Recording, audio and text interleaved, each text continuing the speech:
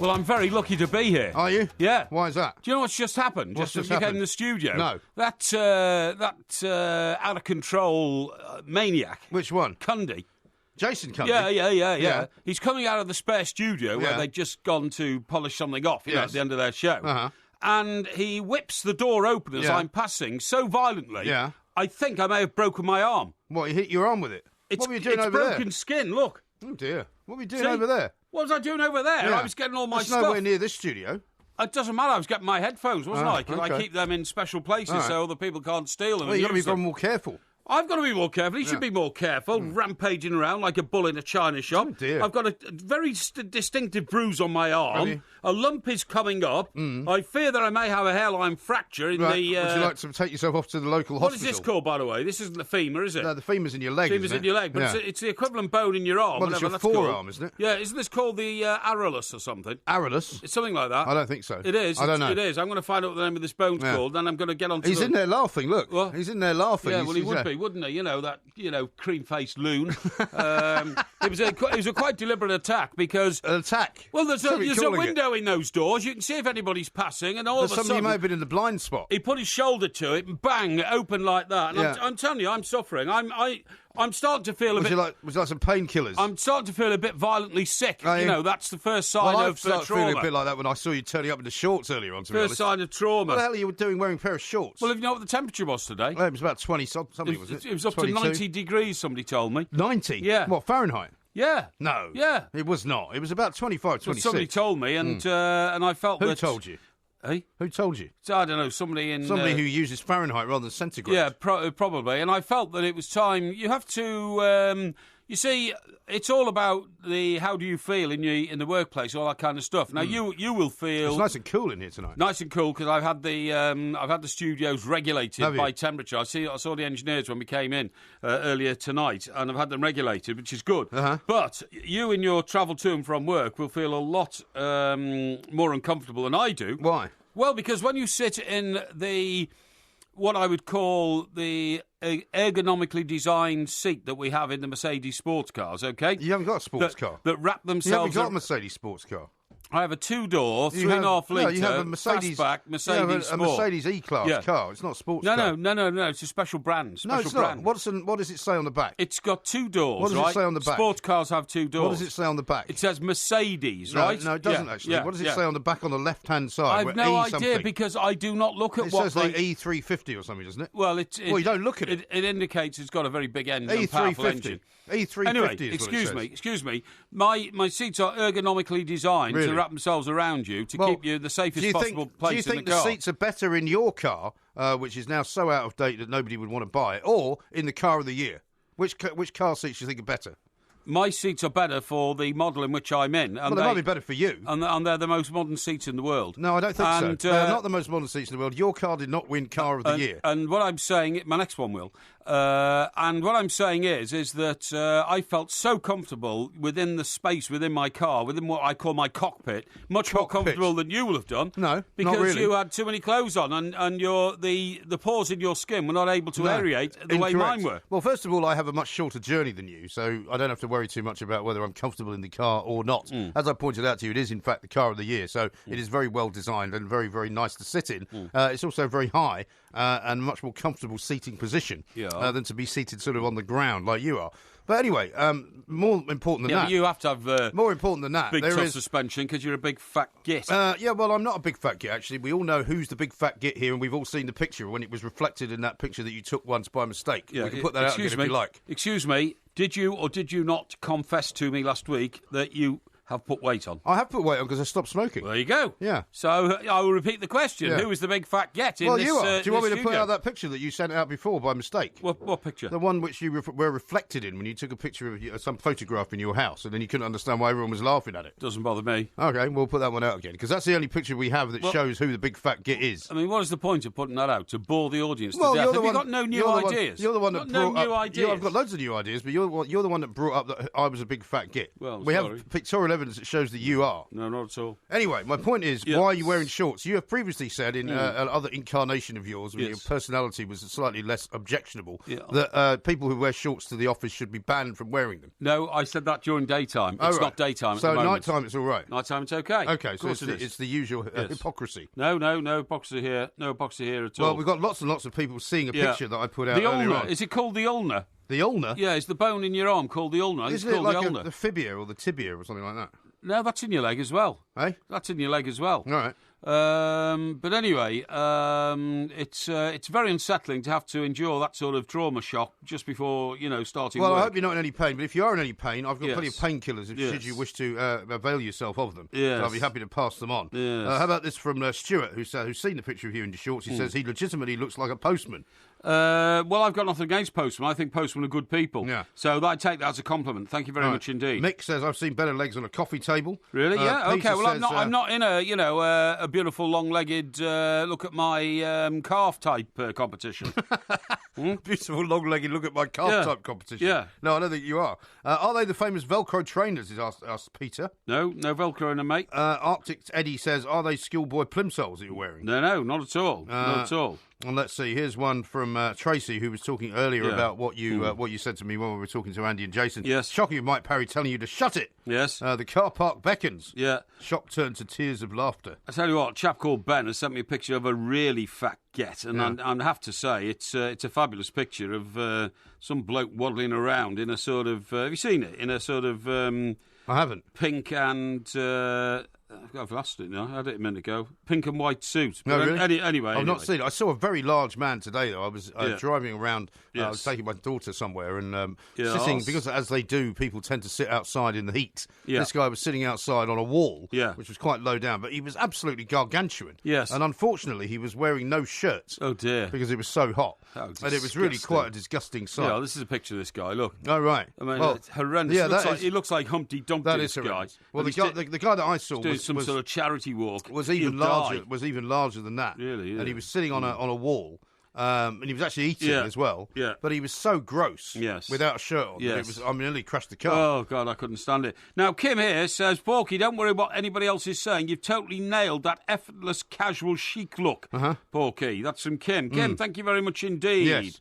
Now, Scott says Cundy's getting sued tomorrow by Porky's lawyer. Yeah. Which is entirely possible. Oh, that is entirely possible. That could happen. There'll be a safety. There'll be a damage assessment after the show. Immediately after the show, because I'm not going to let this rest, and I will report back. And Scott says Romanu's close to being sick a few minutes ago. Porky's made a very speedy recovery. Well, I've got great what's the word I'm looking for? I have great virtue and great powers of recovery. Fortitude. Great fortitude. You have fortitude. Yeah. Speaking of which, we will be doing. Porky Vision coming up a little bit later on today. Yes. We're also talking to Sandra Lee down in Australia about the problem with koalas. Yes. They may be becoming extinct. I'm correct, by the way. They're not called koala bears in Australia. They're called koalas. Yeah. Just so that you have that for future reference.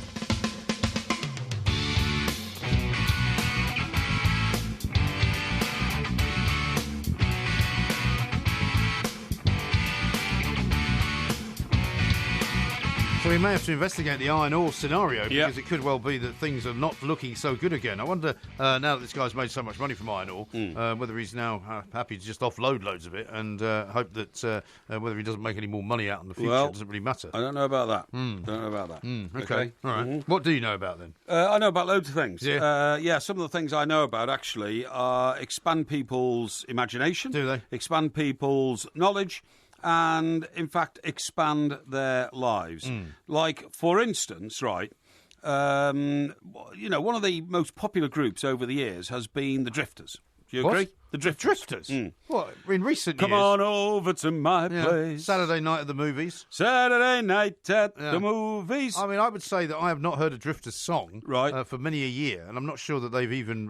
they may still be going. Well, you hear them all the time. But I don't. Well, you do. Well, I don't hear them all the time. You must listen to a station that plays them. Eh? You must listen to a radio station that plays them. Unless you have their records. No, I don't have their records. Well, I have not heard of... I promise you, I have not heard of Drifters. Everybody knows the Drifters. Anyway, what I was going to say to you was... do you know the Drifters actually consist of maybe 60 members?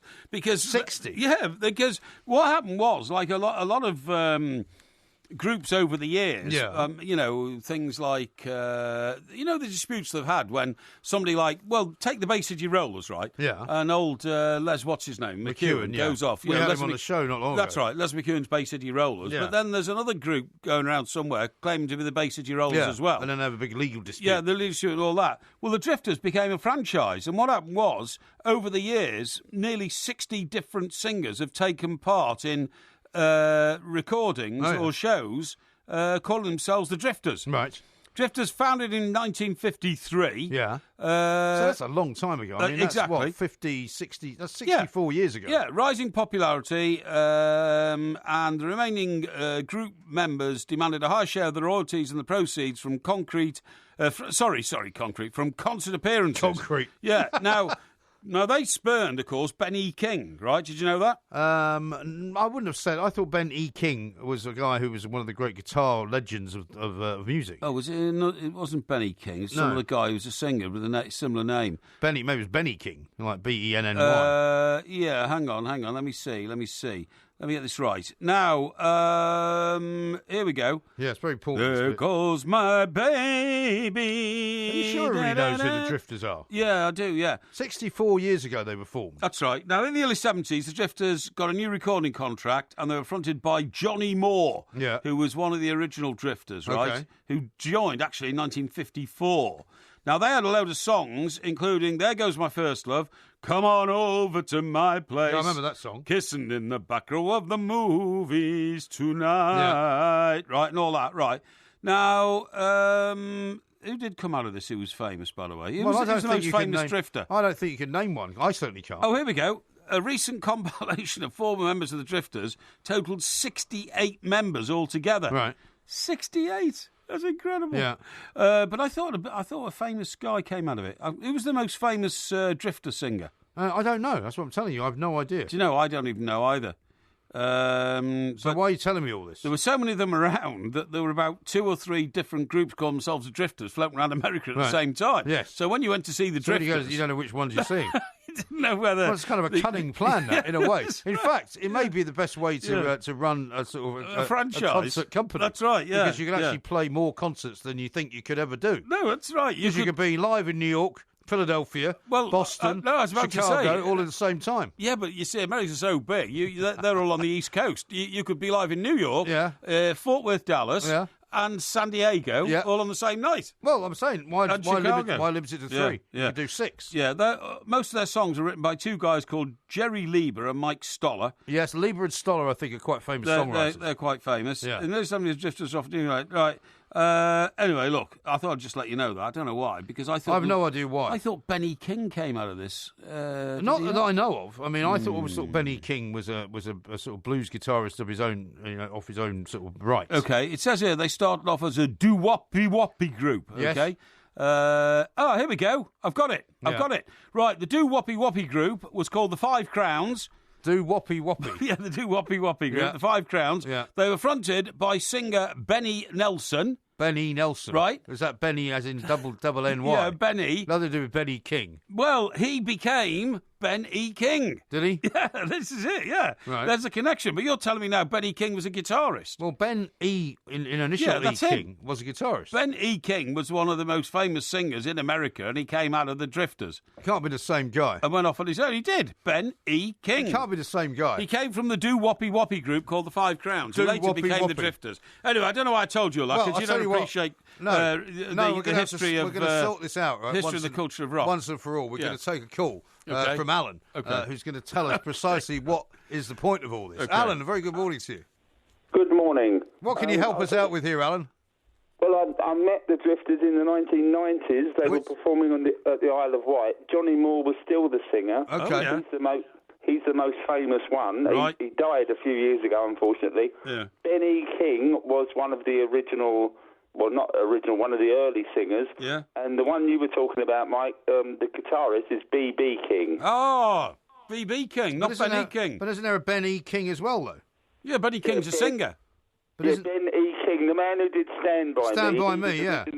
He was originally with the Drifters. Oh, okay. Oh, I see. That's in the early days. That's really... So he's got nothing to do with B.B. King, obviously.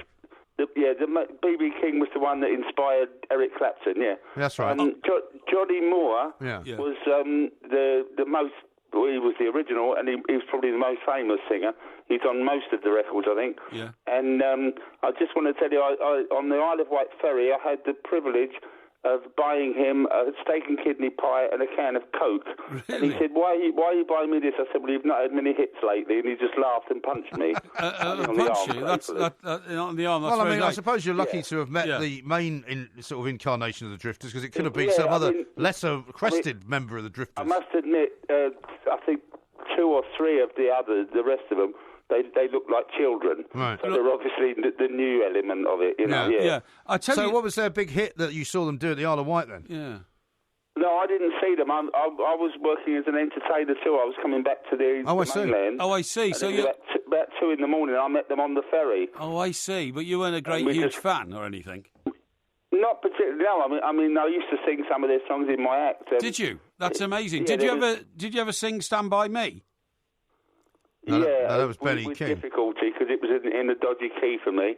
Yeah, all right. No, with the thing with the Drifters, I mean, there are so many. Saturday night at the movies. Yes. I don't know. Come on over to my place. Come on over to my place. That's the one I used to sing a lot. Yeah. Was it? Come on over to my place. What about the Under the Boardwalk? Didn't they do that as well? Yeah. Oh, yeah. That was a funny thing because people used to ask me to sing that, but they all said it wrong, and they said, "Can you do that one Under the Broadwalk?" Under the Broadwalk, I see. Yeah. Yeah. Well, I'll tell you something else. In North London, and there was a Broadwalk which was like a millionaire's row, and it just used to make me laugh. Yeah. Okay. I'll tell you something else, Alan.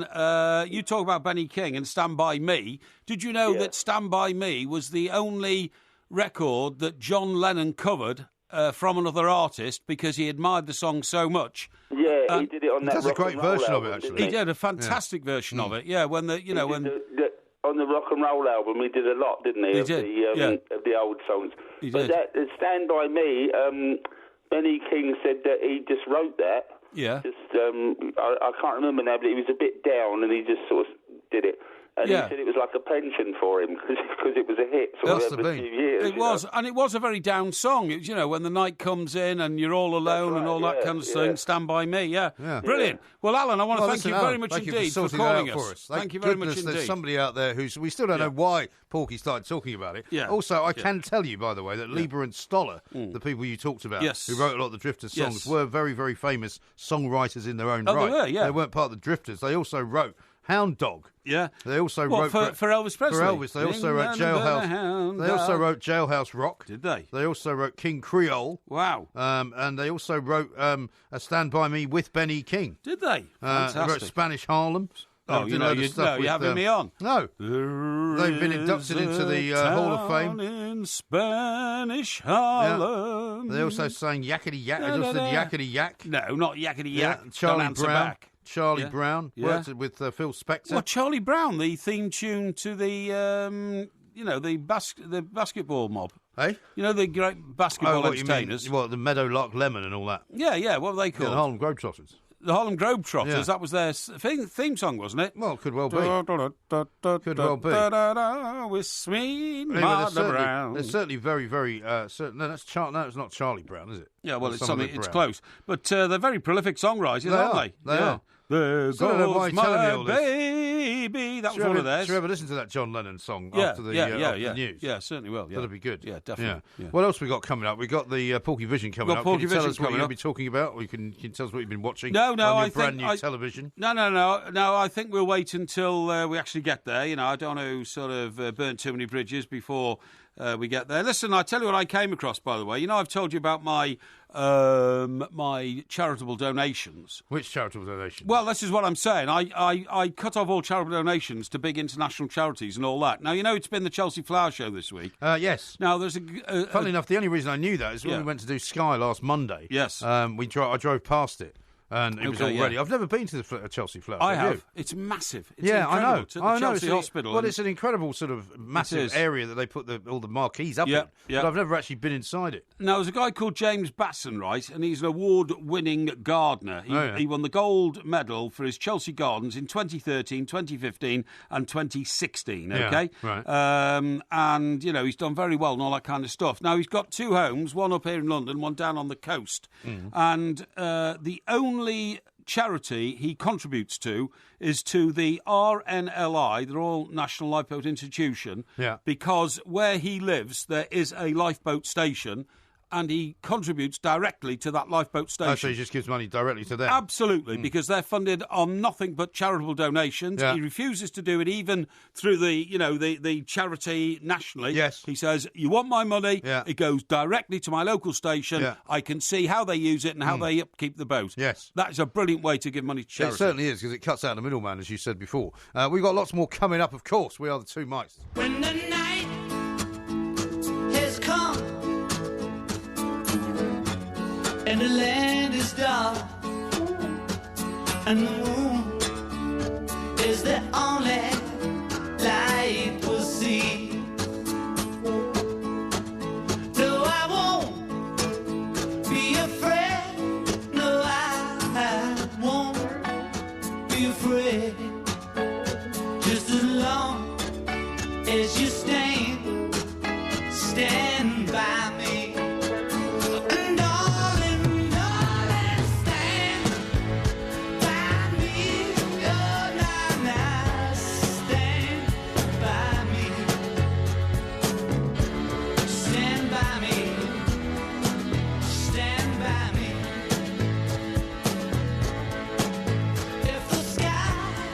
Kira says this. Benny King also did a version of Stand By Me with my favourite band, the Def Leppard Guitar Players, in 1988, I think she said. Really? On YouTube, yeah. It was Def Leppard the group that had a one-armed drummer? That's the one, yeah. Yeah, that's right. Yeah, he had a car crash in his Porsche, lost one of his arms. Lost one of his arms, that's right. Quite remarkable.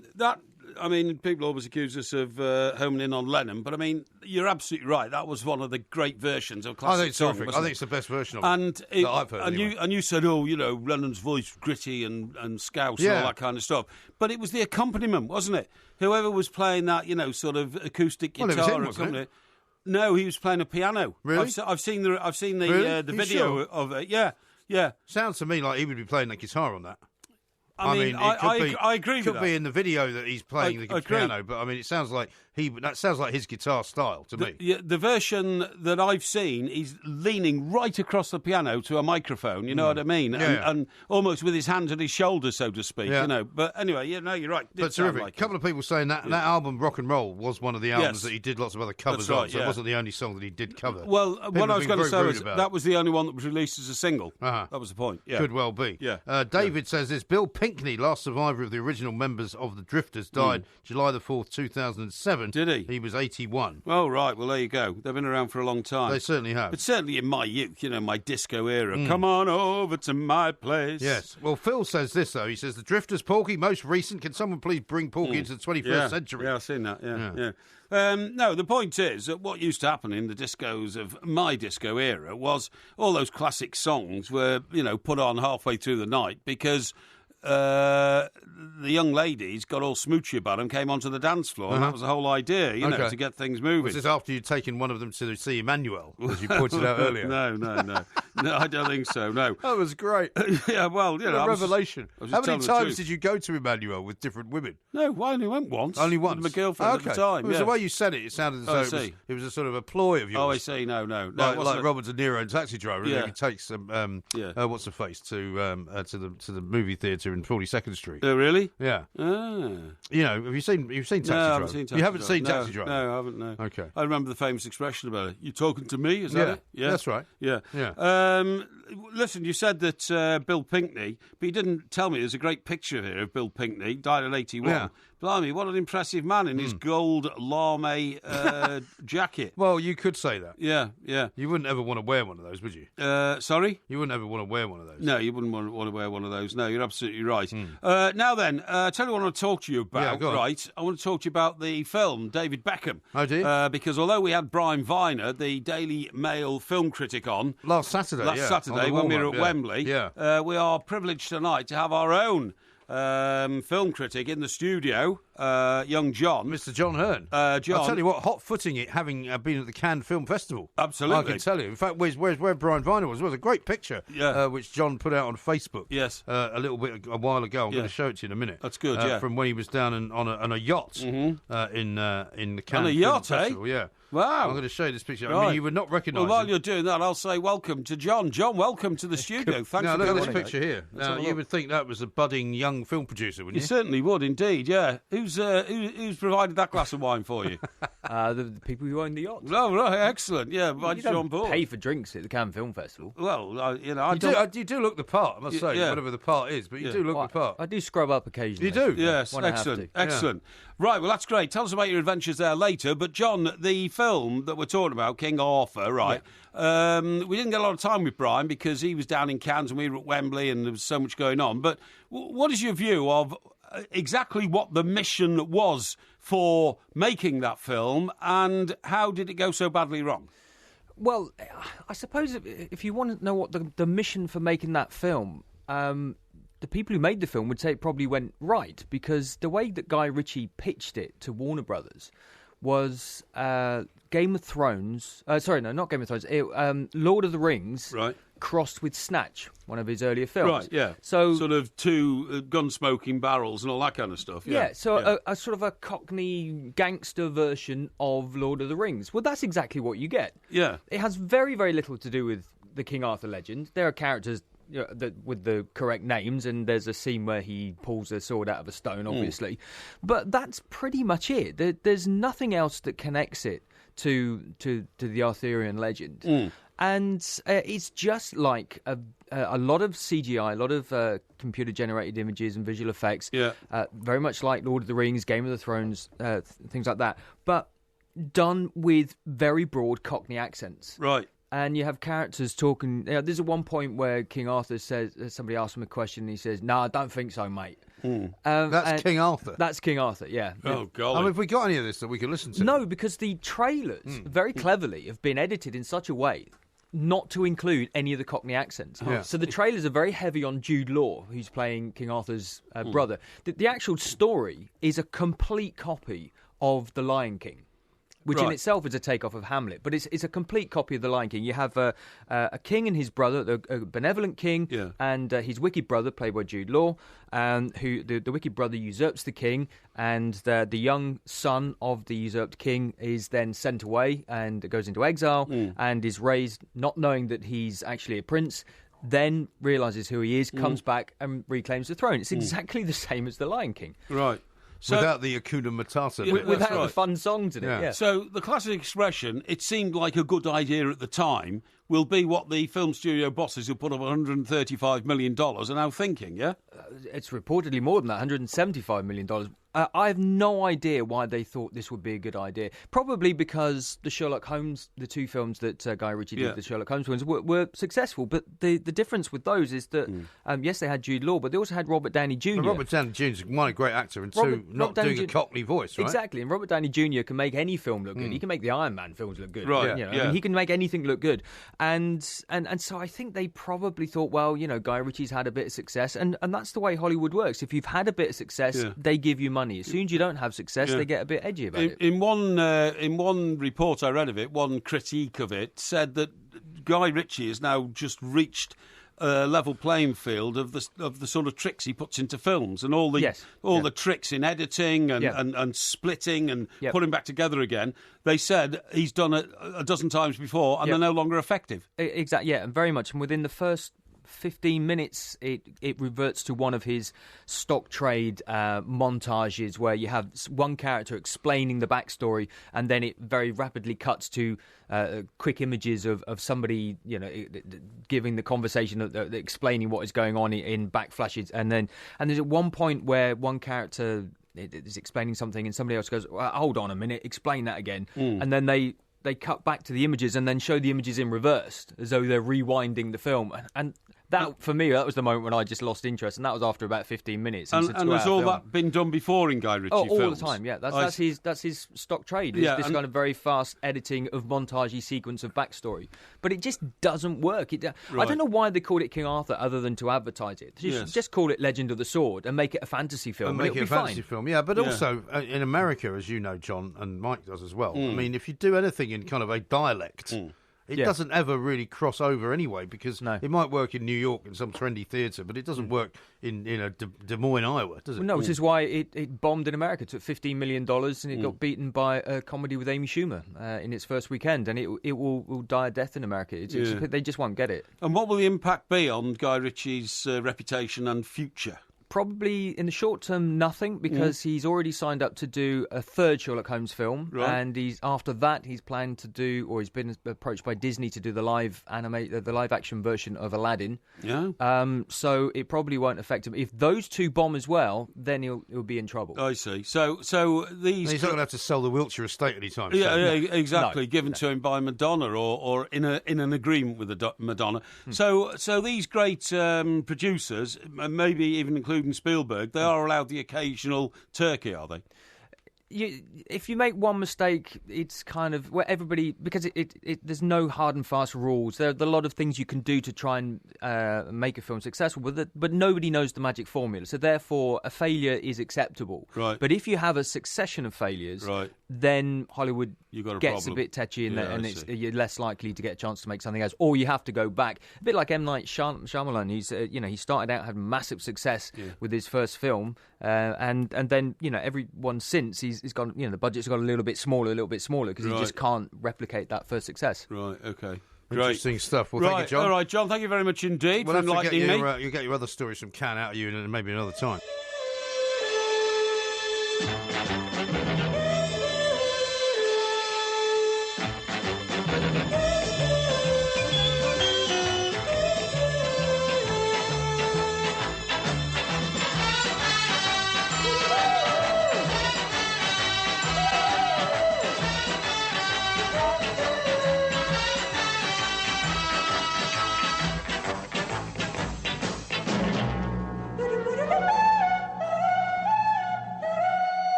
Well, that is a great piece of music, I have to say. And it's very rousing, isn't it? That's the theme music to the Saints. You don't get any points for that, by the way. Oh, okay. What I'm now doing, actually, is putting out on Twitter a link in which you can find the questions. Thank you very much indeed. In a sealed envelope, I think. Oh, yeah, the first sealed envelope. Got the other one under the desk, have you? No, you come and look for it then. Yeah. If you want to find the second sealed envelope, you come here and you stop making disgraceful sort of allegations. Put this blinking link out. I want people to see this in all its glory. We're watching even as you hid your notes underneath the newspapers. Yeah, I'll put them away, so I can't see those. You put your notes away, no problem. So you can't see them. I put them over there. So you do have some notes then. Well, of course I had notes because I researched the subject, you idiot, and I recap on my notes and on my research materials right the way to the start of this competition. Now, wait a minute. Are you sure you've put out this? I've tweeted on the two mics, right? The link by which you can watch the Facebook. Here, watch the Porky quiz. You got this, folks. Watch the Porky quiz live right now on Facebook. Here,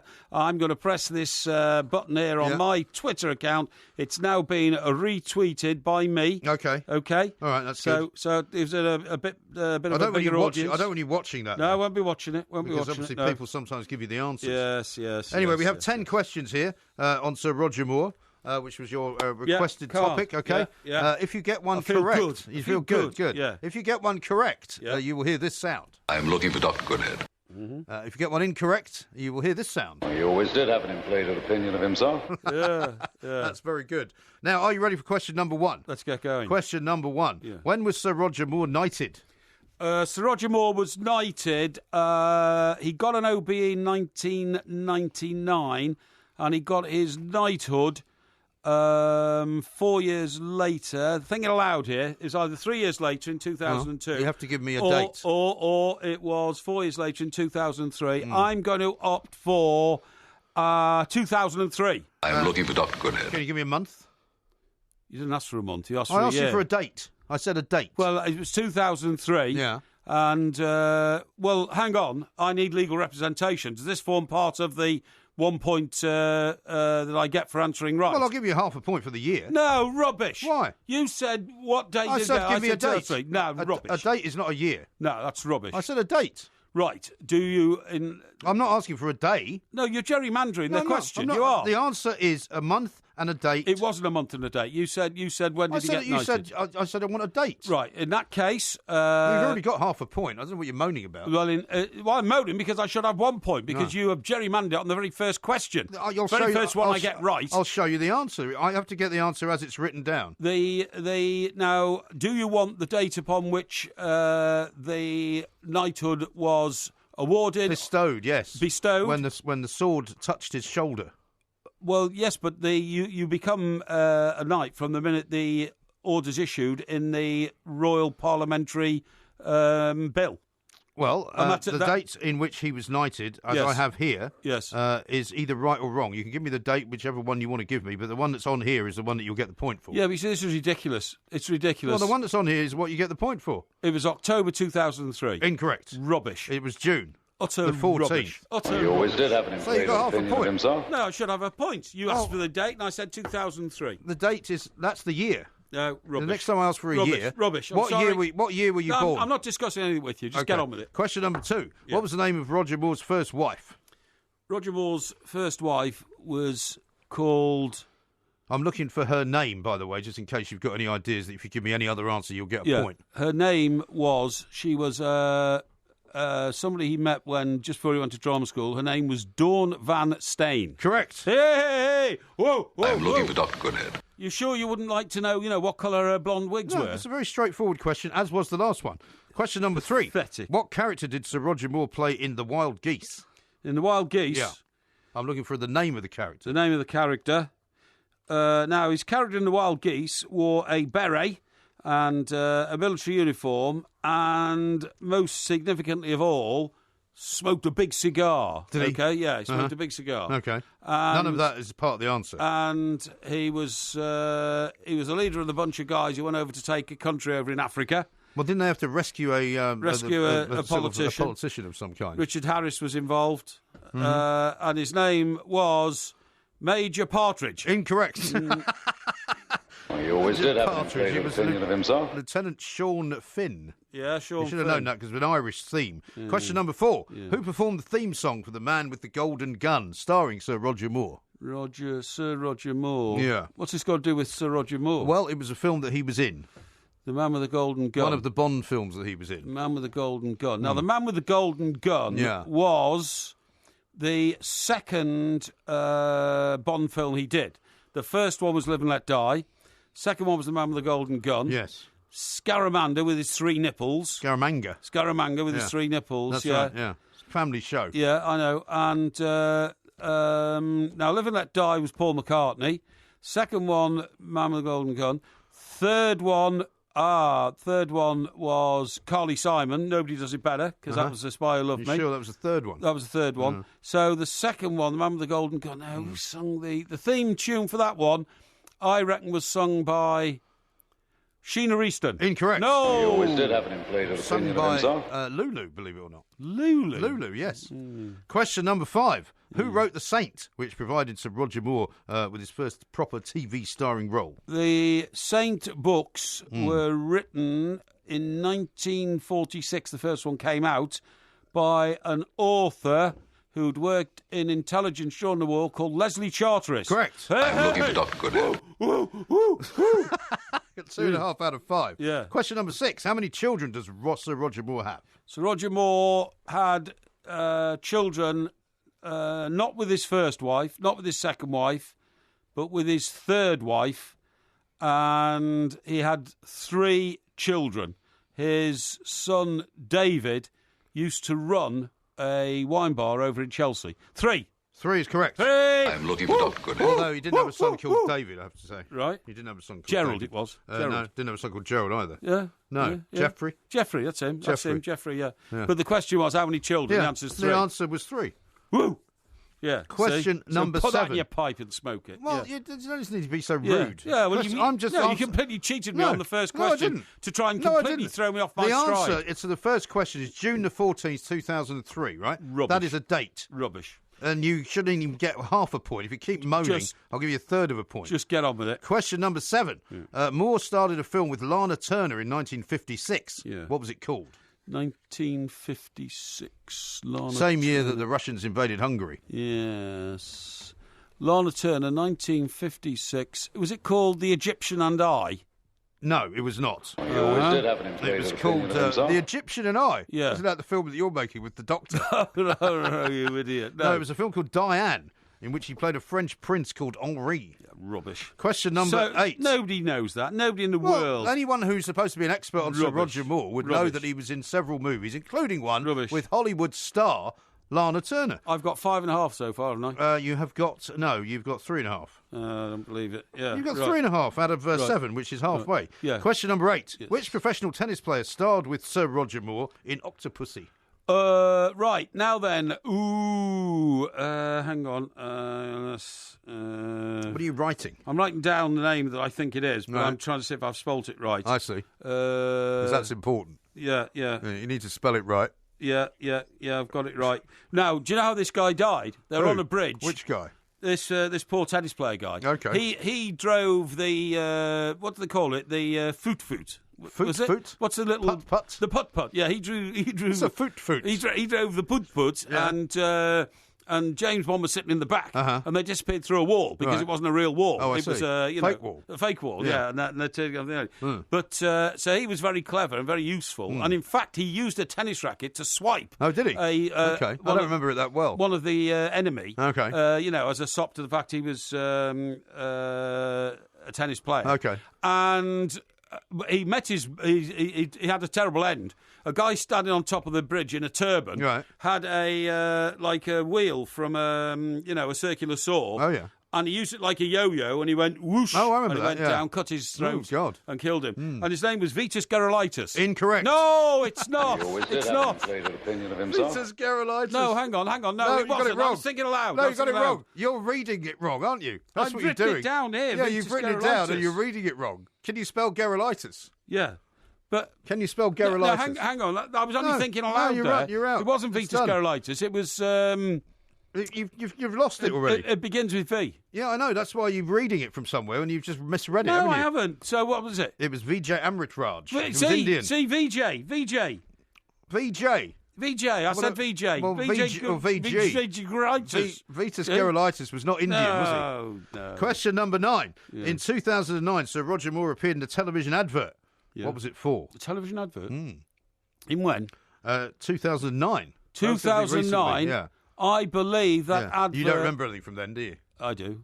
I believe, I'm thinking aloud here, Yeah. You see, he got his knighthood for his work with UNICEF, the charity. I don't believe he ever did a commercial advert for anything commercial, if you see what I mean. So I'm going to, thinking aloud here, I'm going to say the obvious conclusion is UNICEF. Incorrect. He always did have an inflated It's an opinion of advert for himself. the post office, actually. Post office.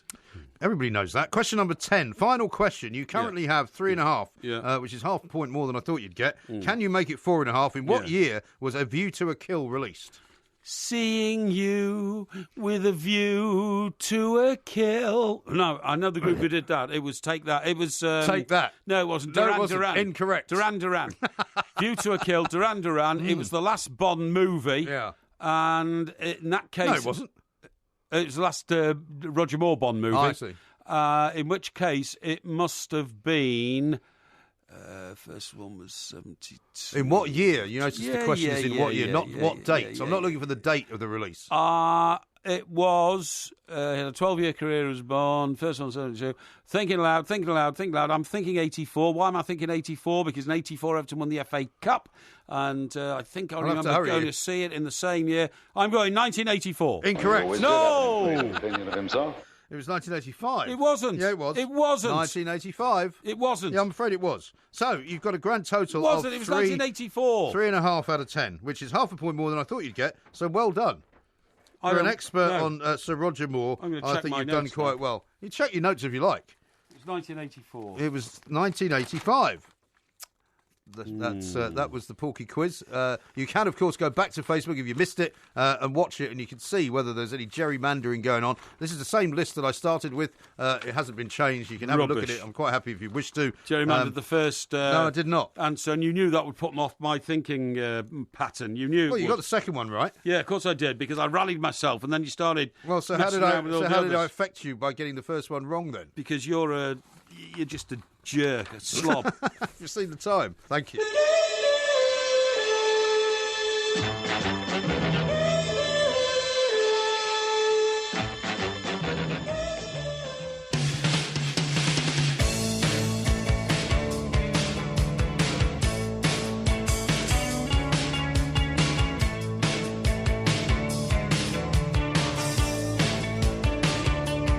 We are the two Mikes. Sandra Lee's coming up in a little while, all the way from Australia. She's our favourite Australian. She'll tell us about the koala story and also a couple of other big stories that are making news in that part of the world. A couple of tweets for you, Mr. Parry. Owen says this. Porky wants the shops to charge people £3 or £4 for a plastic bag. Some of us aren't earning as much money as he is. And also Matthew says, you're forgetting that we all don't earn as much as you. Most working class people are only on £1,230 a month. That's no way to live. Yeah, sorry, I didn't mean that. I meant that a pound of bag to keep people from, chucking plastic bags away is a worthwhile investment to try and keep the countryside clean. Steve says, don't you think supermarkets might be less disingenuous if they didn't advertise their brand on the 5p bag? Well, I suppose if they're going to give you a bag from their shop, it's going to have their name on it. Yeah, exactly. It's a bit much to ask them not to do that. Well, it would have to have a general agreement amongst all stores that, it just issue blank bags. Like, for instance, cigarettes are now sent out in the same packets and look horrible and ridiculous. And that's not going to stop people smoking. No, of course it's a completely pointless activity. Of course it's not. People are either going to smoke or not, regardless. A lot of people pointing out that the Giro d'Italia that's on at the moment. Taxi Man says that. Oh, is that the cycle race? The cycle race, That must have been what I was watching. It must have been. Anthony says that as well. I totally agree. Now, and just one final one. G. O'Hara says we should have a calf off, which I'm not sure we want to see. Oh, yeah, that's a good idea. But he's also said he's heard on the sports news that Barcelona is going to name their new boss on Monday. Says, how's Porky's ticker? Says that again. The Barcelona are going to name their new boss on Monday. Okay, do we know who this is going to be? Don't know. Okay, I'm no not idea sure who that's going to be. Don't know, but I presume it's not going to be Ronald Koeman, because you might have heard by now. No, it's not Ronald Koeman. Talking about that, a bit later in the show, we'll have a look at the speculation surrounding the new Crystal Palace manager. Yeah. But for the time being, let's have a look at the front pages of the papers, because, we've had the trauma of the Manchester horror this week. Yes. And, we've tried to cover it as respectfully, I think is the word, as we possibly can. And, of course, it's still going on, and there are still some terribly tragic stories. And the one that hits me right in the face is the fact that a lady, very attractive lady called Michelle Kiss, is amongst the people who've died. She's a mother, but her little girl, Millie, survived and now has got to come to terms with the fact that her mother's gone in this terrible tragedy. And you're going to find, because we know this, Mike, from the life we've had in newspapers, there'll be a half a dozen more terribly, horribly tragic stories like that before we get to the end of the terror that this has inflicted upon Manchester. And as we've learned, more of the eyewitness statements have come out as well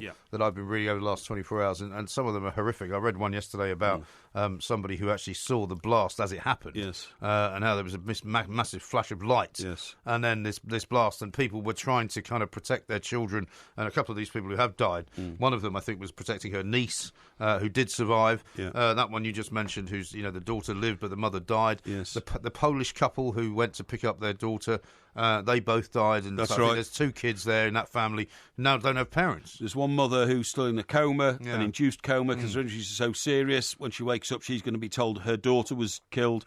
It doesn't bear examination. But the main focus of a lot of the papers are the family who are actually at the centre of the terror, i.e. the suicide bomber himself and the extended family that he has, looks as though they could have been a family cell of their own. Well, isn't it interesting? Because one of the papers have got them on the front pages calling them the jihadi family, because there's been 2 arrests in Libya.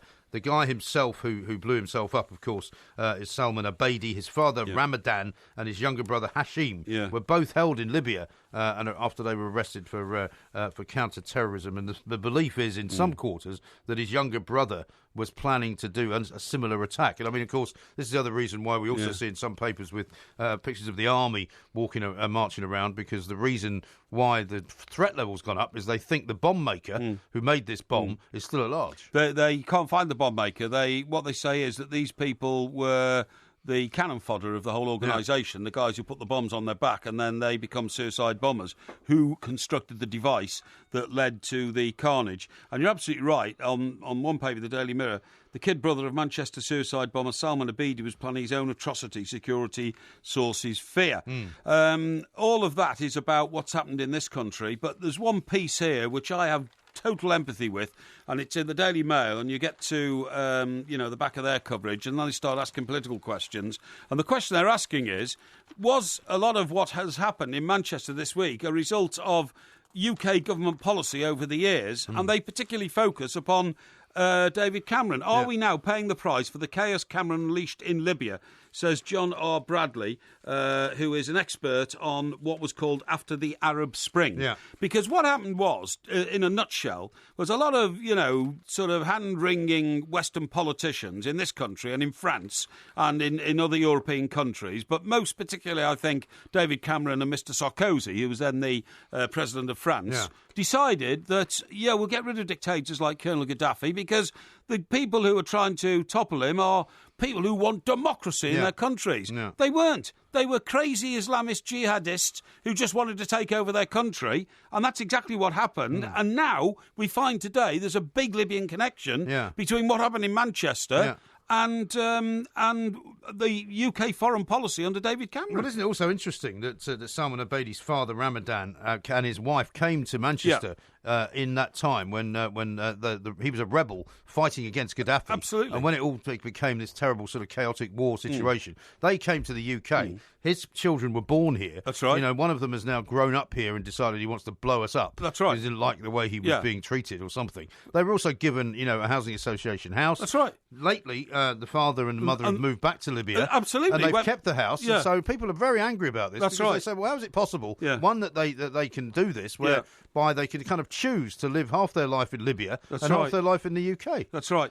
Just to get one point in here, right? Mr. Cameron's strategy to send in the RAF against Gaddafi's forces, most enthusiastically promoted to his eternal shame by then Prime Minister David Cameron. His reckless policy brought about regime change as the Islamists came to power, as was the case with opposition groups across Tunisia, Egypt and Syria before the so-called Arab Spring. Gaddafi's rules was extreme in their ideology, blinded by a hatred of...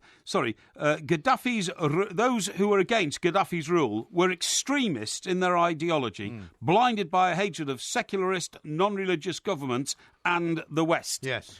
And Cameron couldn't see this. I can never work out why politicians who've had fantastic educations like Eton and Oxford University can't see what we can see, that actually better the devil you know than the devil you depose and bring other devils in. Well, that's the way the Middle East works. Don't they understand that? Well, this is the problem. And it's not, I mean, to be fair to Cameron, and you may not wish to be, I mean, he would have been getting advice from all sorts of places and all sorts of quarters. Yeah, but he should be bright enough to work that out for himself. Well, there's a collection of people who didn't see any of it happening. They didn't see Egypt coming. They didn't see Tunisia coming. They didn't see, Libya coming. They didn't see Syria coming. I did. I saw it all coming. Well, then maybe they should have had I'd worked in the Middle East and had conversations with people out there who were told that, look, don't worry, Libya's okay. As long as you keep your nose clean in Libya, you can sit on the banks of the Euphrates and smoke your pipe at night and everybody leaves you alone. Yeah. He said, that's what we want, a calm country. Oh, no, not for Mr. Cameron. He never went there and found out what the people wanted, just decided to send in the RAF and I'll be a war hero. Yeah, and it goes back much further than that, by the way, to 2003, because that was in 2011, okay? It goes back to 2003 when Tony Blair decided, I want to be the second most famous man in the world, so I'll go to Camp David, walk around Camp David with President George W. Bush, and we'll go and blow apart Iraq. For no other reason that we don't like Saddam Hussein. Well, because we think we can blame Saddam Hussein for 9/11, basically. But we knew, and everybody knew, that the report that said he had weapons of mass destruction threatening the West was dodgy in the extreme. Well, it was a ridiculous operation. You would have thought so. The other story that a lot of people go with as well, of course, is the problem at the moment between the UK and US intelligence. Which is that... Now, this is a bit of a scandal. Well, I'm not sure how I feel about this, funnily enough, because, I mean, you and I both worked in America. I was always much more of the opinion that it was better to get the information rather than not to be given the information, if you know what I mean. And then you can make a decision as to whether it's responsible to publish it, right? But in this country, the belief from Amber Rudd and the Home Office and from the Cabinet would seem to be, we don't want to tell the press anything.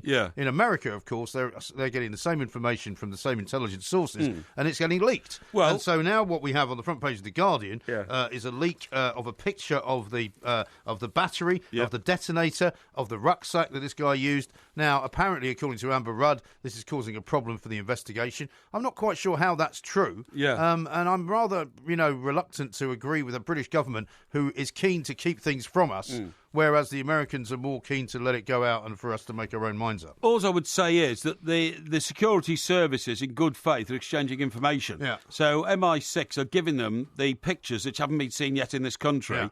I do think the system's wrong when the first we see of them is on the front of the New York Times, because our secret agencies have given them to America's secret agencies, and their policy has been, we'll let the world see them. That should have been our decision. Yes, it should have been, but that would suggest to me that there's an element of naivety around the way that the British are handling all of this, and maybe they need to look into their own operations before they start having a go at the Americans. But there's going to be a row, apparently, between Theresa May and Donald Trump about all this, so we'll follow. Welcome our very, very, very good friend from Australia, and of course our favourite Australian, Ms. Sandra Lee. Sandra, a very good morning to you.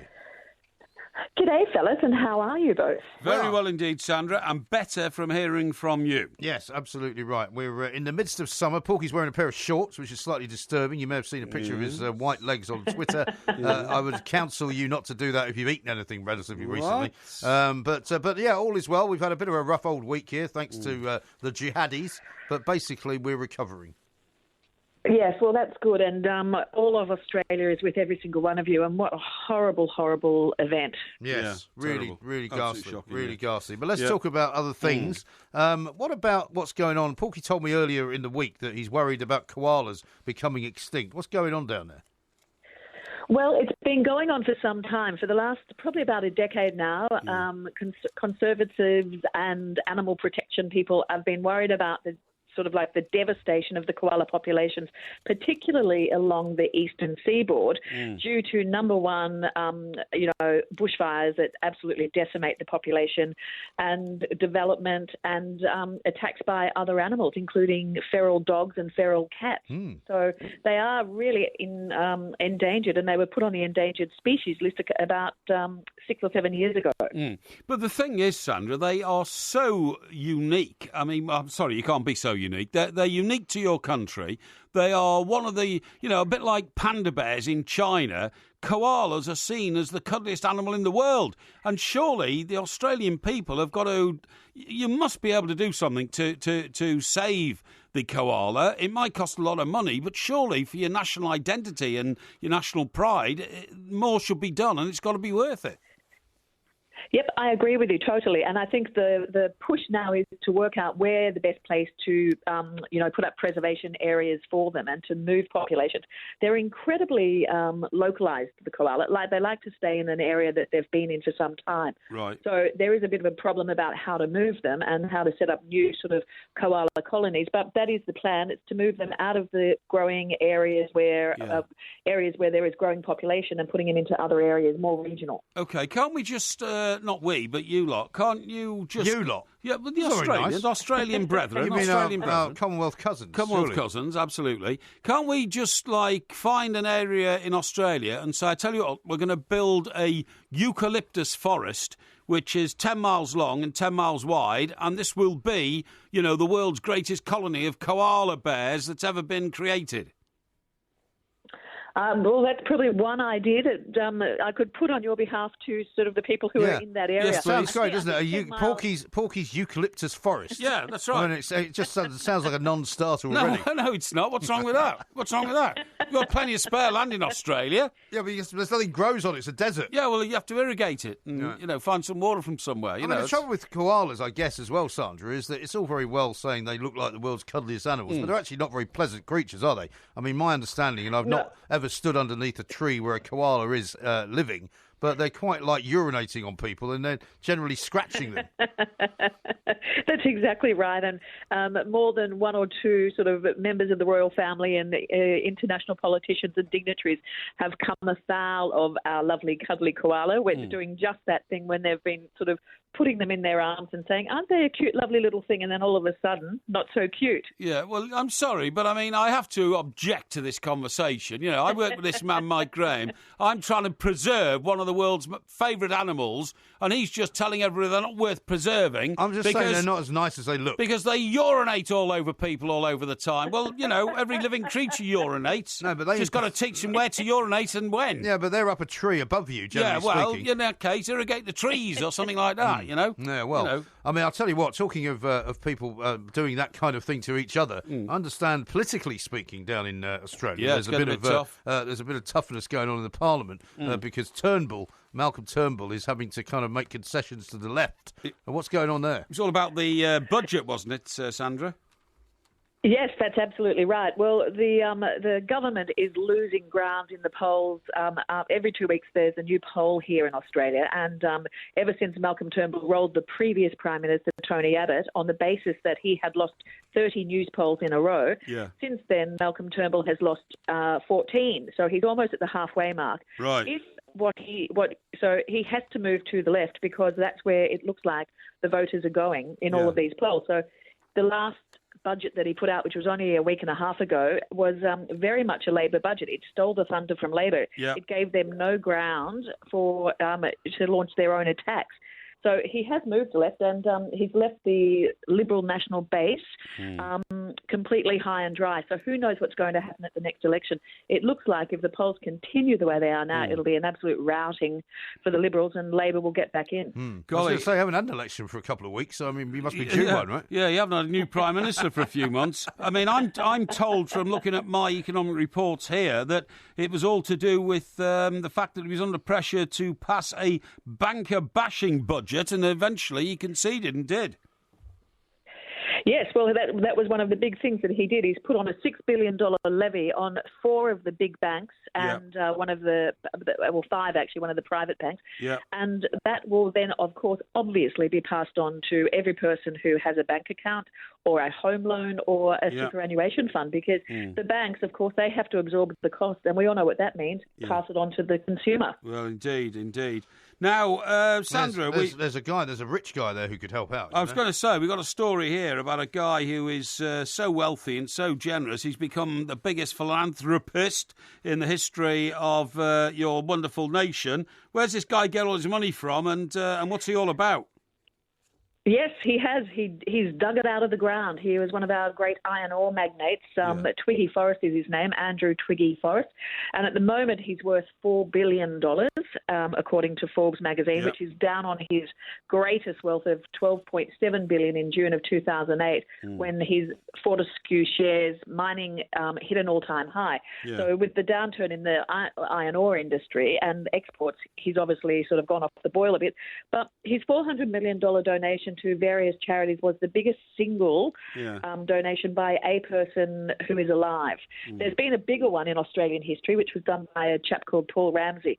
Upon his death, he left his entire estate to various charities, which absolutely is stonkingly huge. It's in the billions, and so that's a bigger one. But by a living person, this is considered the biggest. Yeah, well, it's amazing, isn't it? I'm looking at how much he's going to spend on various things. International Cancer Institute, 75 million Australian dollars. Modern slavery, another 75 million. University education and research, 75 million. Childhood education, 75 million. Amazing, isn't it? This guy was known as Twiggy when he was at school because he was said to be, a bit of a sort of, weakling type youth who's turned out to be, one of your greatest ever entrepreneurs. And he's made it all off the back of iron ore, He has, I know. Well, I told you all about the iron ore, price of iron ore, didn't I, in the iron ore boom years ago. Well, I'm looking at a piece here that somebody's tweeted, Alistair actually, who says there's something going on at the moment in the iron ore markets. The mood is apparently darkening. Oh, really? Yeah. I thought China was picking up, Sandra. Well, I thought it was too, but it's it depends on sort of the political stage as well, I think, what's going on all around the world. Yeah. So it's all going to be interesting times ahead. Yeah. Now, we saw some sharks off the coast of America the other day. Yes. Somebody had apparently been able to film them from a helicopter swimming off the coast, I think, of South Carolina, very, very close to some people surfing. How's the shark and kangaroo watch going at the moment? Well, we've had no nasty shark attacks lately, thank goodness, touch wood. And the kangaroos are not jumping through people's bedroom windows at the moment, so they're all quiet. Right, now the other story I wanted to ask you about, Sandra, if you're aware of this, is there's some nut in your country. Well, there's quite a few nuts, actually, in your country, but this one particular nut I'm talking about is some bloke who makes a living by telling people he's a descendant of Vincent van Gogh, the world's most famous painter, or one of them. Certainly one of them. And goes around doing selfies with people. I mean, isn't that a very strange way to earn a living? Well, you've got to say it's actually original. Yeah, it is original. Yeah. Well, you could do that, couldn't you? No, you could do selfies pretending to be somebody else. No. Like the one you did with that little girl. The guy said she thought he was meeting Father Christmas. No, that was ridiculous. That was just a passing fancy. But this sort of thing happen often. Do you have a guy who pretends to be Ned Kelly or anything like that? Yeah, Mick Jagger. That's right. Just put a bucket on your head. Yeah, that's right. It's fine. Yeah, that's the easy way to do it. It's like I always said, if you want to earn a living as an impersonator, just put a mask on and say you're the Lone Ranger. That's right. Yeah, it's absolutely easy. Yeah. Great. What else is going on in your part of the world, Sandra? I don't know how to follow that up. Putting a bucket on your head. Exactly, yeah. What I would say about that mining boom, actually, every time I get onto a mining story, is I'm constantly amazed at the size of the vehicles used in the iron ore mining industry, Sandra, in Australia. You don't see vehicles like that anywhere else in the world. It's like midgets using machines built for giants. It is. They're super-sized Tonka toys, really, aren't they? They are, yeah. Massive. Yeah. Some of them stand about 4 stories high. That's right, and I don't know where they make them. Do they make them in Australia, or do they have to import them, or what? Oh, that one you've got me. I wouldn't know. Exactly, yeah. Not your strongest subject on the Wednesday. Absolutely every question that you ever throw at her, Exactly. That's right, yeah. Staggering. But anyway, you're sounding great, metal, Sandra, and... Fettle.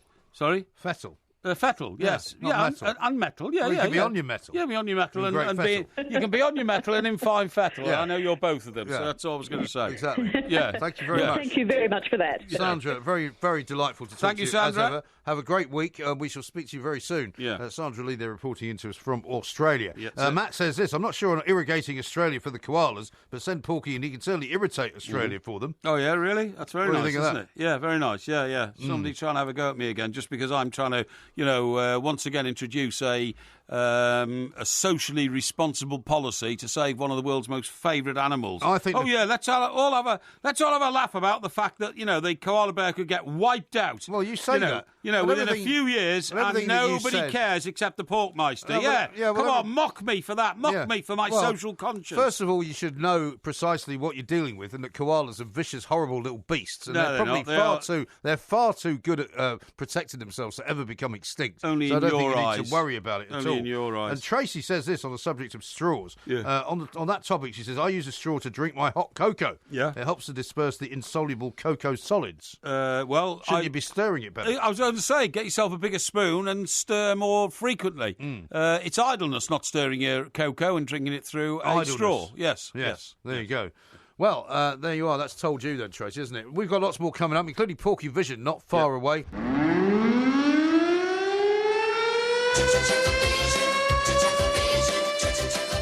As your TV reviewer, I can reveal there are no plans for a new series. Yeah, no, but wasn't there a previous series? Oh, hang on, wait a minute. It says here there might be a new series. What's the problem?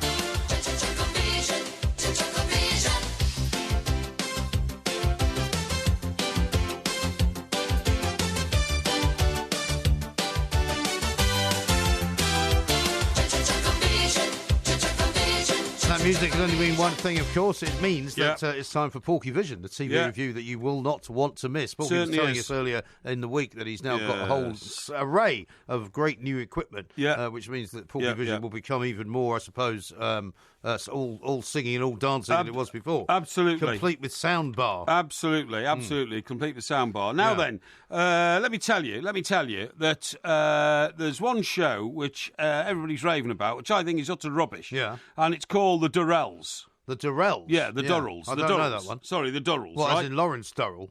Hey? Is it anything to do with Lawrence Durrell?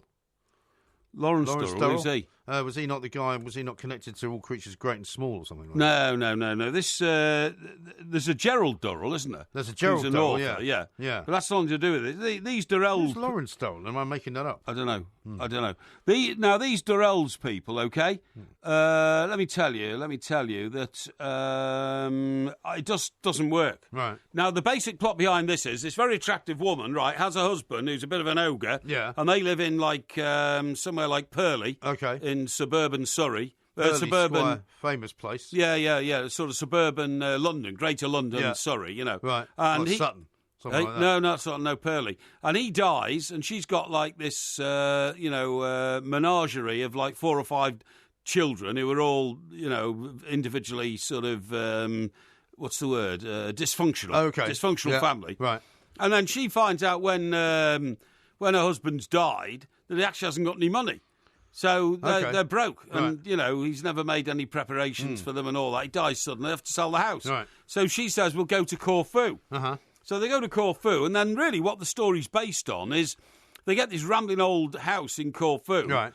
It's falling to bits. Do they buy it or no? They have to rent it, okay. and rent it off some local landowner. Yeah. And of course, the window shutters drop off all the time, and the Arga doesn't work. And it's not an Arga. There's like an oven that doesn't work. Right. And strange and odd Greek people just wander into the house and wander out again. Yeah. And they haven't got any food or money. And the children go off and how old are the kids? Are they sort of well, young? they range from about sort of 12 or 13. Right. Some really snotty-nosed little kid who pretends to...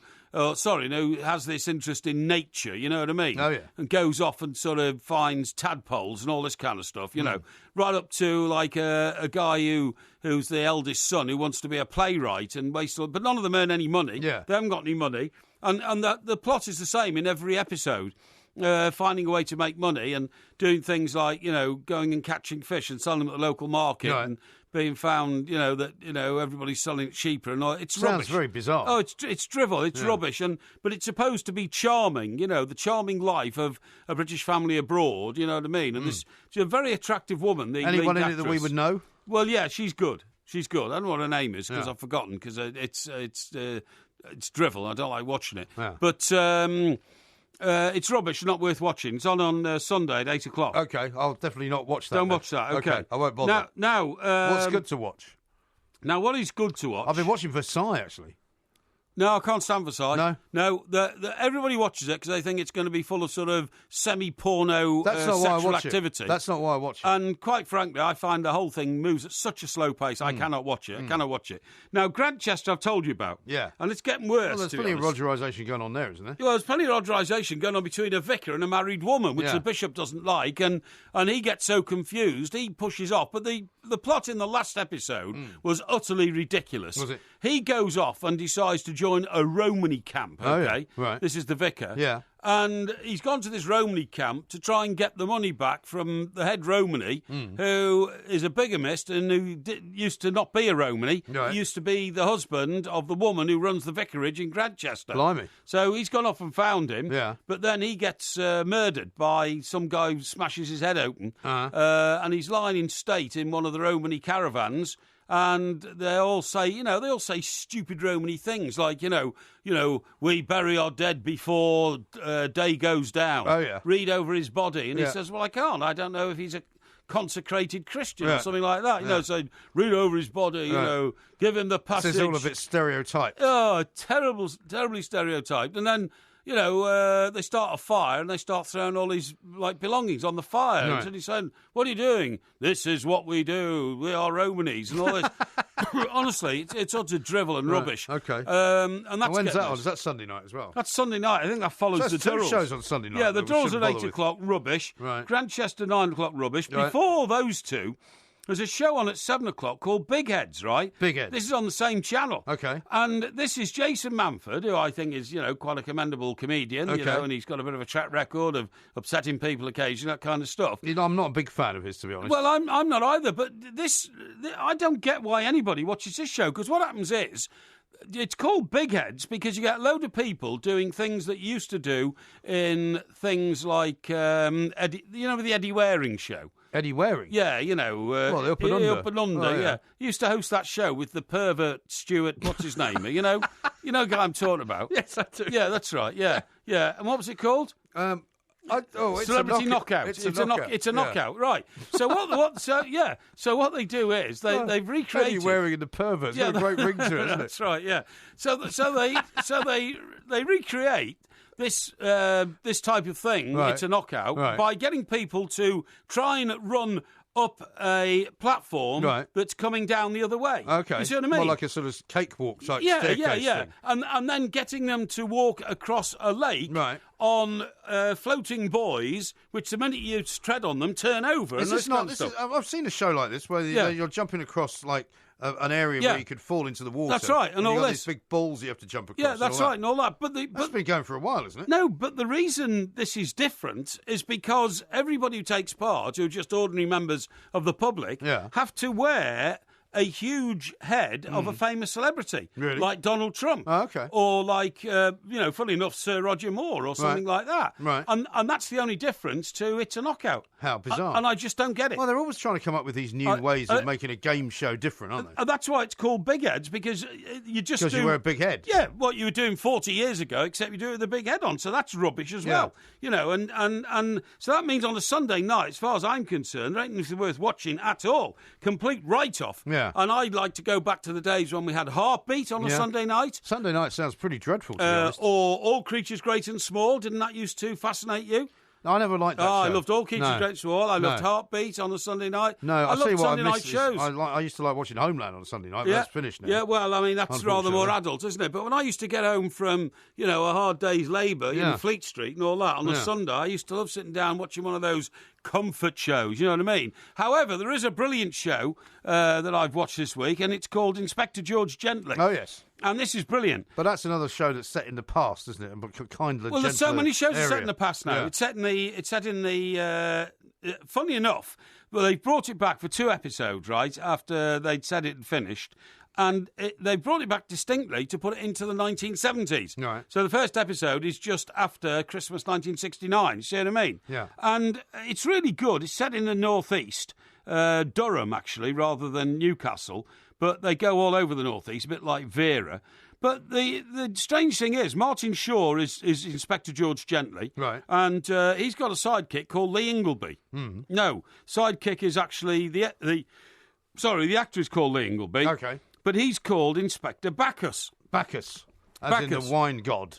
Yeah, well, Bacchus is a very famous northeast name because, as you quite rightly say, it was given to them by the Danish invaders. Oh, the Romans? No, the Danish invaders, apparently. Really? Yeah, they're the same wine god, right? Mm. But anyway, what I couldn't quite understand is it was a plot about a bloke's body being found in a closing down. I mean, so much industry closed down in the northeast, and this factory's being sold to some German operation. So they're checking all the bits of the factory, and they find a dead body from years ago.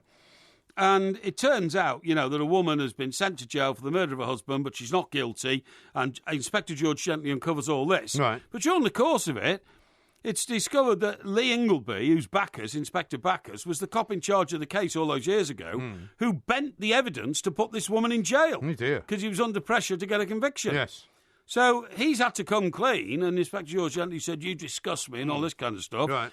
But that's how it's been left. Right. I don't know why this guy's not in court for perverting the course of justice. But this is quite a good show, you think? Oh, it's very good, yeah. But it's made by George Gently, who is played by Martin Shaw, who's a great actor, from The Professionals. Okay. But the side... He's been around a long time, hasn't he? Been around a long time. Judge John Deed. Does he still have the big shocking head of hair, or is it kind of... gone white. It's all gone white. Gone white, time has taken its toll. Zoggy the Gooner says, "Porky, you plank, the Durrells is based on a true story, and Gerald Durrell is the youngest boy."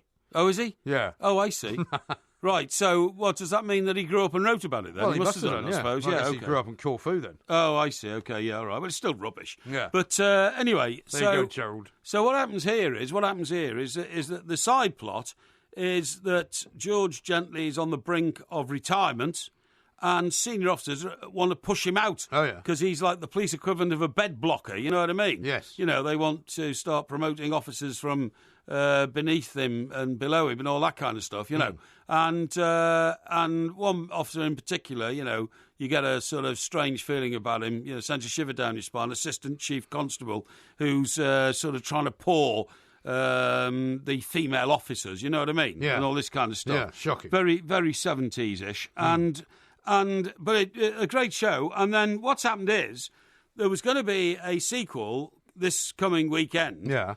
But then the election was called. Yes. And they've had to postpone the sequel because, apparently the plot of it is centred around a corruption within a parliamentary election. Oh, right. And they felt that it would, you know, infringe upon the practices that you and I have to follow. You know, as broadcasters and the Ofcom rules and all that kind of stuff. Well, even though it's a fictitious story. Yeah. That's mad. Yeah, I know. Yeah, but it actually, I think it actually names one of the parties or the other as being corrupt, and people felt, well, you know, the audience might start thinking it's real. Yeah. But I mean, look, there was nothing really worth watching over the last couple of weeks, except that Inspector George Gently, because I just didn't get on with, what's the name? Grantchester. No. Or the Durrells. Or Big Heads. No. Or anything else I watched, frankly. No. Okay. Yeah. Well, it's a pretty poor showing this week, then. Pretty poor showing, I have to say, Time for the TV companies to buck their ideas up. Yeah, buck their ideas up. That's what I'd say. Decent for us to watch, I have to say. Yeah, I totally agree. That was, of course, Porky Vision. Porky Vision. Same time next I didn't week. watch, by the way, Prince Philip, 70 Years of Service. That would have bored me to death. Yeah. Yeah. Well, you don't want would that. Have bored you to death, wouldn't Probably, yeah. Yeah, exactly, yeah. Yeah.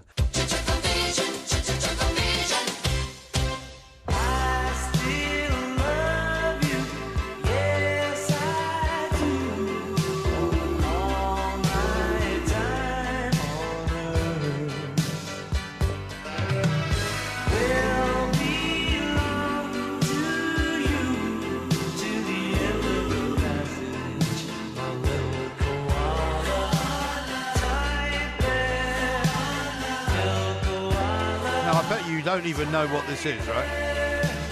Bet you any money. I mean, I've never heard this song before. It sounds like John Lennon to me. It's Paul McCartney. It's Paul McCartney? Yeah. Singing what? Singing Ode to a Koala Bear, believe it or not. My God. Which John has found on some solo album of Paul McCartney's. Wow, I mean, never let it be said that Paul McCartney wrote some really mindless rubbish after he left the Beatles. Well, Ode to a Koala Bear. Yeah, absolutely. Unbelievable. Do you know, I've never heard that before, because I bought most of Paul McCartney's solo albums anyway. Yeah, well, have a listen to see if you can find it, because, I mean, like everything else that he's done, it's quite pleasant. Yeah. Right? Yeah. Quite pleasant. Yeah. Apparently it was the B-side to Say, Say, Say. Oh, yes, Say. Which you remember? Say he did with Michael Jackson. Yeah. And that was 1983. Yeah.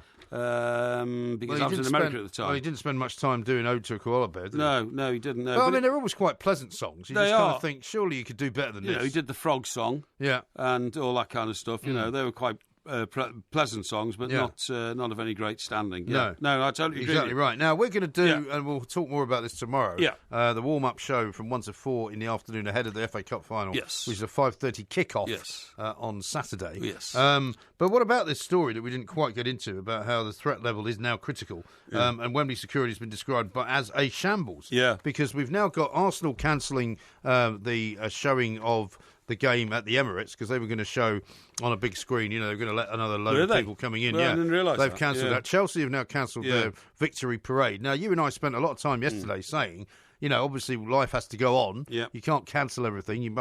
Stuff must go on, even if it is difficult to police. But, I mean, I was watching Cressida Dick, who's now in charge of the Metropolitan Police, on the news last night. And she said, you know, we will obviously attempt to risk assess everything that is going on, and we will obviously attempt to make sure that everything can go ahead. Yeah. But it's not out of the question, I would say, that they'll suddenly turn around and go, do you know what? I think we'll just cancel it. What, the FA Cup final? Yeah. No, I don't think they will. I mean, I know that would be a massive thing to do and a hugely complicated decision to make. Yeah, I mean, it seems to me that they're maybe laying the groundwork for it. Well, they would have a duty to cancel that game if they came across a piece of specific intelligence evidence which said we think there's going to be an attack on the crowd at Wembley Stadium. They'd have to cancel the game. They would. And they have to flood the area with... by the way, I'm glad to see soldiers on the streets in Britain. I haven't got this fear that people have about, it's the start of, a takeover by the military and all that. I've heard people saying all day in the last 24 hours, this is not the Britain that I'm used to. Yeah, exactly. Well, get used to it, buddy boy. Exactly. Because, when I walk through Grand Central Station in New York City, and I'm not talking about during 9/11, no. I'm talking about right now, there are people stationed at every exit with army gear on and machine guns. That's right, absolutely. And you're quite happy to see that. To protect society. And the point is, if you can free up policemen to do the policeman's job, and soldiers are far more... far better trained to respond to an act of aggression than a policeman. Yeah. Because a policeman's nature is not that of an aggressive, proactive military person, which a soldier is. But they would only cancel it if they felt there was job. And the unspoken horror which we're dealing with in Manchester is that particular concert and that particular venue was targeted because it was full of teenage girls enjoying dressing up like Western girls do and watching a Western woman perform Western music. That's not happening at Wembley. Wembley is a football match. True. So it's the vast majority of people there are going to be men. Yes, that's true too. Sadly, these vile fanatics don't think anything of targeting little girls, young ladies, teenagers as their targets. No, I get that, but equally, as their victims. Equally, I mean, if there is a terror cell, and as they've said before, they believe the man who made the bomb, or the person or persons who made the bomb are still at large and possibly making other bombs. Yes, there's any number of possibilities as to what they would target next. Sure. But going back to what you were saying about the army, yesterday they made a big thing of replacing the police around the Palace of Westminster. That's right. With army regiment instead. Yeah, army personnel. Now, again, I mean, for me, that is what they should be doing. I mean, when you go to Buckingham Palace, the army are there. When you go to the White House, the army, they're guarded by the Marines. If the police, don't forget, could not stop a guy running at them with a knife. No. And he managed to kill one of the police officers there. That's right, yeah. Now, if a guy does that same thing again and starts running at these army guys with a knife, he won't get very far. That's right. And so in many ways, that's what they have to do, isn't it? Yeah, of course they do. What they're saying here, by the way, looking at this report that you're referring to, is that, basic things like people coming in and out of the stations that serve Wembley, massive congestion. Now... do you want to get onto this sort of subject? But we know if you come out of Wembley Park Station, which is an underground station, to get to the Wembley Stadium, you go under a tunnel. Yeah. And it's kind of you go under a road, basically, don't you? It's a long tunnel.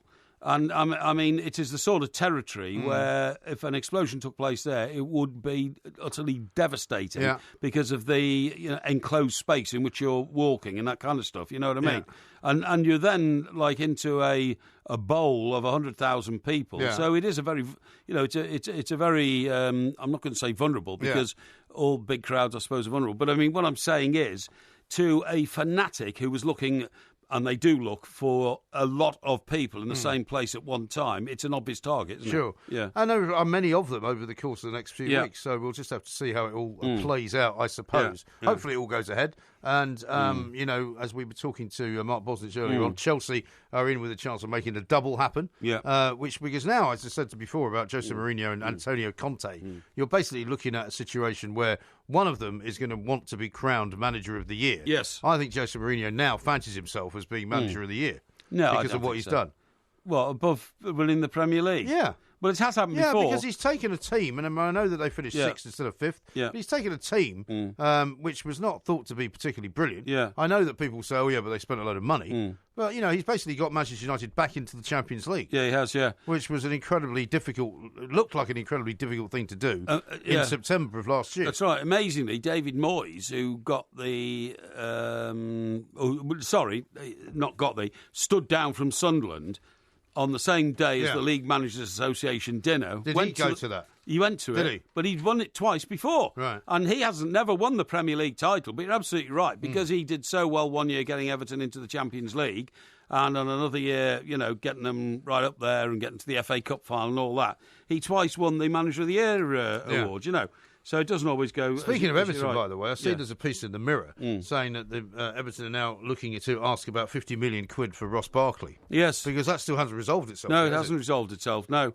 Well, I mean, that's what you always do, isn't it? You put a big price on it and test the waters, see whether anybody wants to buy him or not. I don't see an awful lot of interest in I don't either. people buying Ross Barkley. No. I mean, Spurs are not making huge noises. No, they were supposed to be the favourites. Manchester United not making huge noises about it. No, that's right. The Lukaku situation. But what about this whole, you've got until the end of the week to decide whether you want to play for Everton and all that. They extended that was the last week, deadline. wasn't it? They extended the deadline. See, that never looks good. But I thought they extended the deadline to Tuesday of this week, so it looks like it's been extended again. I agree with you. It never looks good. And it's a very, in my mind, very unfortunate situation when a player has made noises about not wanting to stay. The club have said, well, make your mind up. He doesn't want to make his mind up, but the club don't show enough resolve to say, well, we'll make your mind up for you then. Yes. You're out. You know what I mean? But, I mean, whether you can afford to do that with a player of Ross Barkley's quality or not, I do not know. Indeed. Here's one from Davies who says, this summer I'm running an experiment. I will watch TV according to Lel Planko's recommendations. Right. Please wish me luck. Yeah, good, yeah. And Kenny says, now Porky's sorted with his TV viewing, will he please review some decent shows, i.e. House of Cards,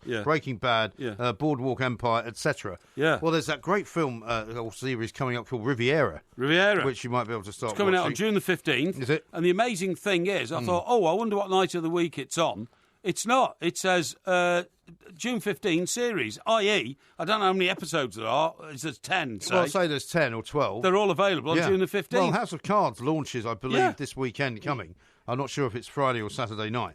But this will be the new series of House of Cards? The new series of House of Cards. But don't watch that, because you've got to watch the first two. Well, exactly. So but you don't have to watch it, because the point is this is now going to revolutionise your television And it's viewing. going to be on box set if I want it anyway. Well, the point is you can go and watch any number of the episodes. I can call it down, so to speak. Well, it's just there. Yeah. So there's nothing you have to do. Right, You can stream it, you can watch it live. Wow. As but the first episode I think will air Friday or Saturday, but then you can watch them all. It's excellent. Which is amazing. But Riviera, I was reading a piece over the weekend in GQ magazine, of all things, was put together by the former manager of U2.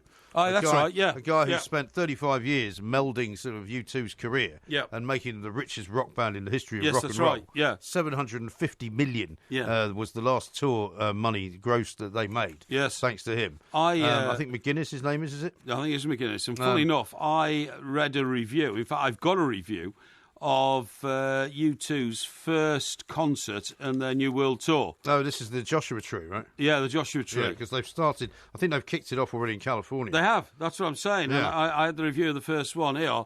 Gig of the week. Yeah. Century Link Field, Seattle. Right. So it wasn't California. Yeah, it started on the West Coast, I know that. That's right, yeah. And it says here, what does it say? U2 give us exactly what we're looking for. And I still haven't found... Now then, you might be in big... hang on. So they actually have found what they're looking for. That's what the guy's saying. Yes, but I'm saying the song is... And I still I know that, haven't found... Which is from the Joshua what Tree. you're looking for. What I'm looking for. Now then, you better get on to your mate, because the Joshua Tree Tour 2017 arrives at Twickenham Stadium, London, on July 8 and 9. Well, I'm hoping to see them in Dublin, actually. Dublin? Yeah, they're playing Croke Park. You haven't mentioned this to me. Yeah, I have. When are we going over? What do you mean we? I'm not taking you. I'm taking my mother of my children. What? Who's a massive U2 fan.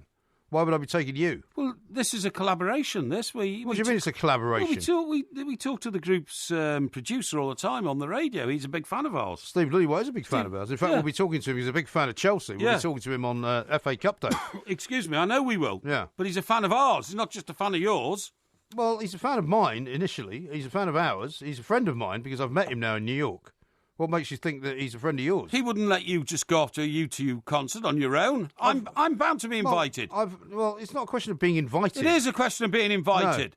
No. You can't go off to U2 and get a VIP ticket behind the scenes without me being there. I went to see U2 when they were here at the O2 the last time they played in London. Yeah, okay, but that was just as a... No, I went with the mother of my children. That was just as a punter in the crowd. No, it wasn't. Well, no, it wasn't. What do you mean? I went as a what you might. I'm not calling it a VIP guest. Yeah. I mean, I was able to get a ticket.